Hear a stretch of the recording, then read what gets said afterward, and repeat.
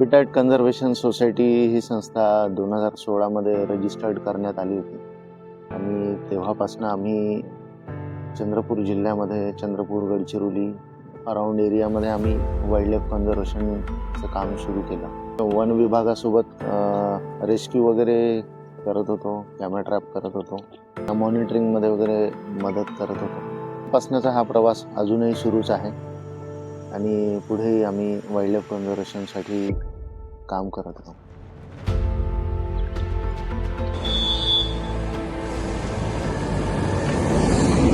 One विभागासोबत camera trap करणे, वन्यजीवांच्या हालचालीवरती नजर ठेवणे, रेस्क्यूज करणे. बऱ्यापैकी जंगल क्षेत्र असल्यानं मानव वन्यजीव संघर्ष हा सुद्धा आमच्या भागामध्ये भरपूर आहे, तर त्याच्यासाठी पण आम्ही काम करत आहोत. हा रेल्वे ट्रॅक आहे, बल्लारशा गोंदिया रेल्वे ट्रॅक आहे. इकडे चंद्रपूर मूल हायवे आहे आणि इकडे कोठारी अक्षपूर रोड आहे कन्हाडगाव सेंच्युरी जवळ.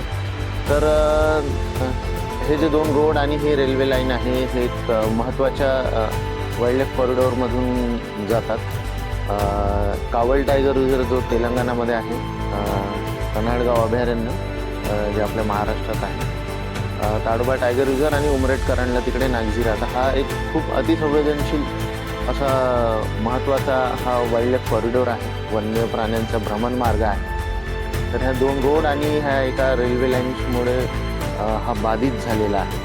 तर आम्ही बऱ्याच वर्षापासून इथले रोड किल्स, रेल किल्स आम्ही मॉनिटर करत आहोत. शास्त्रीय पद्धतीने आम्ही त्याचे रेकॉर्ड्स, ते नोंदी ठेवत आहोत आणि त्याचा आम्हाला भविष्यात फायदासुद्धा झाला. एक्झॅक्ट तो आकडा वगैरे आम्ही त्या नोंदी घेतल्यामुळे आम्ही सांगू शकत आहोत. हा जो कॉरिडॉर आहे हा वाचला पाहिजे, याचं इथे वाईल्डलाईफ मिटिगेशन झाले पाहिजे, त्याच्यासाठी आम्ही प्रयत्नशील आहोत.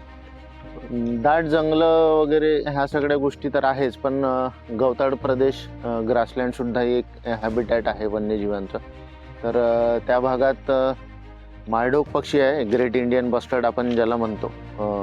वरोरा भद्रावती रेंजेसमध्ये तो आढळतो, पण खूप कमी प्रमाणात. आता त्याचं भारतातच खूप कमी प्रमाणात बोटावर मोजणे इतकी त्याची संख्या उरलेली आहे. ग्रासलँडमध्ये इतरही स्पीसीज आहे, फॉक्स आहे, वुल्फ आहे, जॅकल्स आहेत, त्यांचे आम्ही मॉनिटरिंग करत आहोत.